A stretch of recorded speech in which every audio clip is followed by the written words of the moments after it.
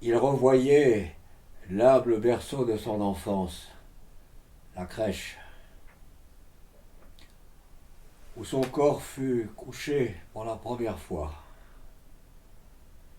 Il prévoyait le grand tombeau de son corps mort, le dernier berceau de tout homme,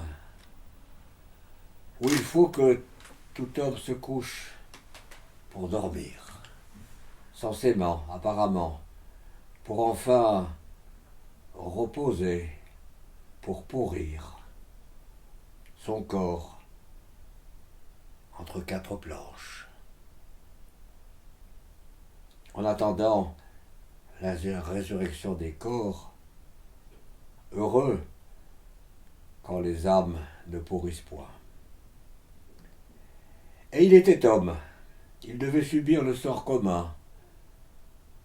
S'y coucher comme tout le monde, il devait y passer comme tout le monde, il y passerait comme les autres, comme tout le monde, comme tant d'autres, après tant d'autres.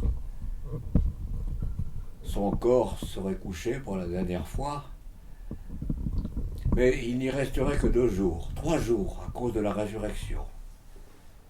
Car il ressusciterait le 3e jour à cause de la résurrection particulière et de sa résurrection à lui, qu'il fit avec son propre corps, avec le même corps.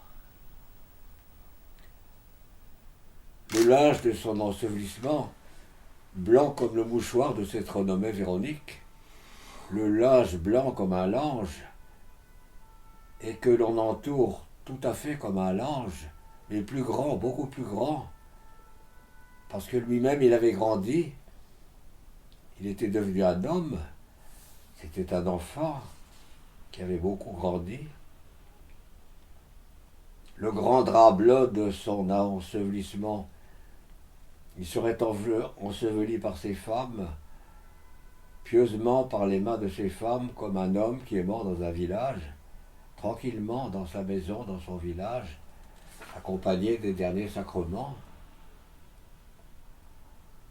pieusement enseveli et tranquillement par ses femmes sans que personne ne les dérange, par les mains pieuses de ces femmes, par les doigts pieux de ces femmes.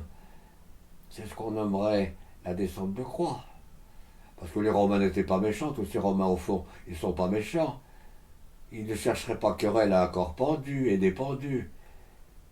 Ils ne feraient point des misères à sa dépouille mortelle. Ils ne chercheraient pas des disputes à ces pauvres femmes, aux saintes femmes, ni au vieux Joseph d'Arimathée, ce bon vieux, ce sage bon vieux, qui lui prêterait son sépulcre. On peut prêter beaucoup de choses dans l'existence, entre soi, dans son ménage. On peut se prêter un âne pour aller au marché. On peut se prêter un baquet pour faire la lessive et son battoir. On peut se prêter sa casserole et son chaudron et sa marmite pour faire bouillir la soupe, pour les enfants, pour toute la maisonnée. Mais se prêter un sépulcre, ce n'est pas ordinaire. Se prêter son sépulcre, son propre tombeau, ce vieux lui prêterait donc son sépulcre. Ce sage vieux, ce vieux avisé, cet homme riche, ce vieil avisé, cet homme à la barbe blanche, aux cheveux tout blancs, ce vieux sage, cet homme tout blanc, le sépulcre qu'il avait fait faire, qui s'était fait faire pour lui-même, puisque Dieu le Père en avait décidé ainsi, que les jeunes mourraient souvent avant les vieux, et qu'il y avait tant de vieillards qui ne mourraient point, et que lui mourrait dans sa jeunesse, malgré ses 33 ans.